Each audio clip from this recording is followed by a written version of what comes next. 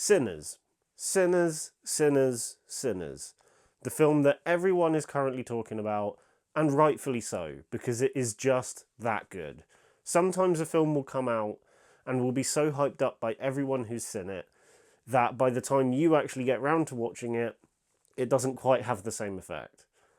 Thankfully, Sinners is not that type of film. It deserves all the hype it is receiving because it is just that good. Now, I, like most people, have been a fan of Ryan Coogler's work for some time, but considering that every film he's done up to this point has either been part of a franchise or based off of a real-life event, there has been a part of me that has felt like he's always been holding back and has never been able to fully let loose with an original idea that he's fully come up with.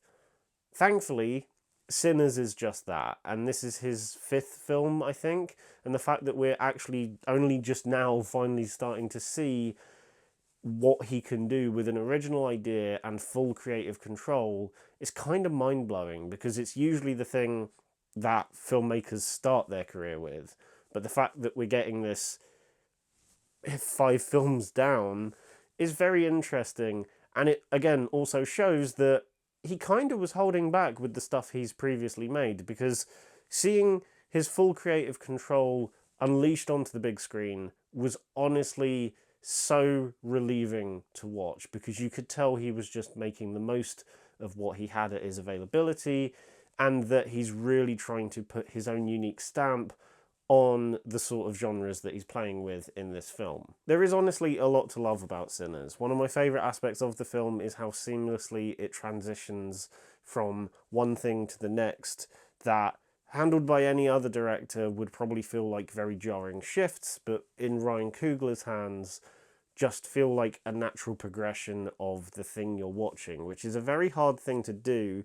And considering that it starts off as one thing and transitions into a completely different genre entirely, again, is a very hard thing to accomplish, especially as well as it has done in this film. There's only a few directors that can really pull that off, and the fact that he does so effortlessly in this movie is really impressive. The film looks incredible. It's honestly a feast for the eyes, and the fact that this is the first ever film where a female cinematographer has used IMAX film cameras honestly kind of shocked me. I thought it was something that had been done before, but the fact that this is the first film to have done that, I find quite surprising, but it definitely pays off because the film looks stunning in so many different ways.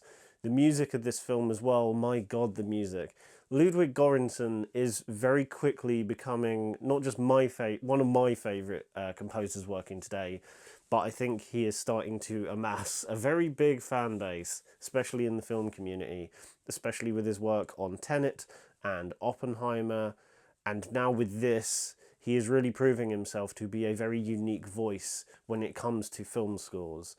And whilst we're on the topic of music, that is one thing that I didn't know was such a heavy element of Sinners, was the theme of music, but also the use of music as well. I thought I was, going into something where it was a gangster film first and then a vampire film second.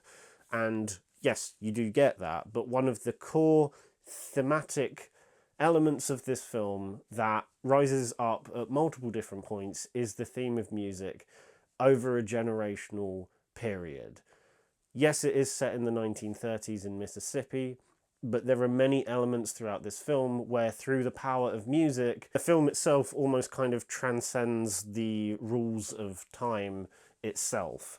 It's very hard to explain if you've not seen the film, but there is a brilliant giant one-take scene that a lot of people are gushing about, and rightfully so, that best encapsulates that thematic core of the film from a music perspective, because it pays homage not just to blues from the 1930s, but it also pays respect and homage to music from the past and also the present and stuff in the future as well.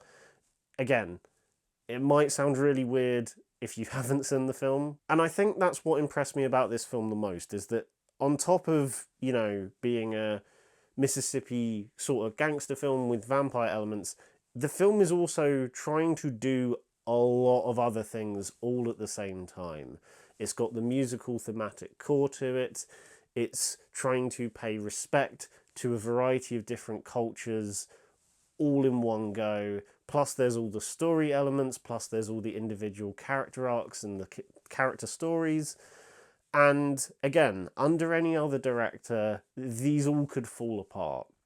But here it feels very meticulous, very purposeful, and like everything is here for a specific reason unique to that person or that thing that is trying to be told or Ryan Coogler is trying to get across in the film.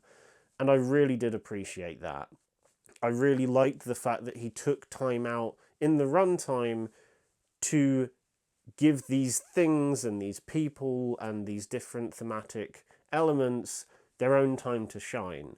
For example, yes, the film is a massive love letter to black culture in Mississippi during the 1930s, but the film also takes a little bit of time to pay respect to Irish culture as well. And it's not just a throwaway thing, it's something that feels thematic again and also feels kind of earned considering which character this is paying homage to and how they're doing it. The fact that it is trying to tackle so many different things in such a tight contained story can at face value feel a bit overwhelming.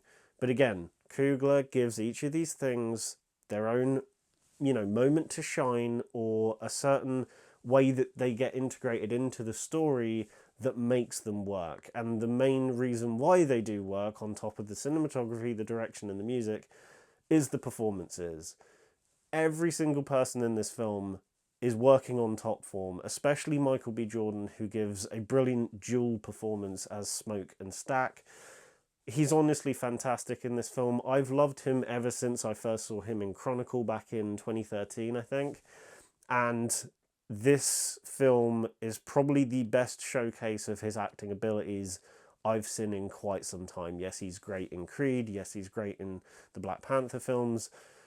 But here he really comes into his own. He's emotional when he needs to be. There is dramatic depth behind his eyes and the facial expressions he's pulling. But yet he is endlessly charismatic in both roles and brings a certain unique personality to those two roles that makes them stand out. A little bit similarly to what Robert Pattinson did in Mickey 17 just a month or two ago, whereby you could tell that these were the same people, but they're different enough to make them stand out. And the rest of the cast are also brilliant. Haley Steinfeld is fantastic. Delroy Lindo is brilliant. Even newcomer Miles Catton, when I found out this was his first film ever, genuinely floored me, because his performance in this film is incredible, and he's doing a lot of different things in this film. He's singing, he's playing the guitar, he's probably the emotional core of the film and is technically the protagonist of the movie as well, especially when you get to the epilogues at the end of the movie. And considering there is a lot riding on his performance, he is knocking it out of the park. However, one of my favourite performances in the entire film is Jack O'Connell. Again, another actor who I've admired for quite some time now, especially in British film. But the fact that he's given this platform to just be as playful as possible as the lead vampire of this movie, he really makes this role his own and adds a lot of charisma, threat, and even emotional depth into this one performance that I think, if done by anybody else, would just be played as this sort of throwaway villain role. I don't know what else to say about this film that hasn't already been said. It looks the part, it sounds incredible, the performances are all brilliant, and Ryan Coogler knocked it out the park in terms of his direction. This is probably the first film this year that I've seen that has genuinely floored me and blown me away in multiple different aspects. There have been some films already this year that I've liked, but this is the first one that I can say that I genuinely loved and is, like most people have said already, is probably the best film so far this year. If you've seen Sinners, please let me know what you thought about it in the comments below. I'd love to have a discussion about this film in the comments. I absolutely adored it, and I'm so glad that it lived up to the hype that everyone had set up about it. If you like the video, then give it a thumbs up. Subscribe to the channel if you haven't done so already, and I will see you all in the next one. Bye.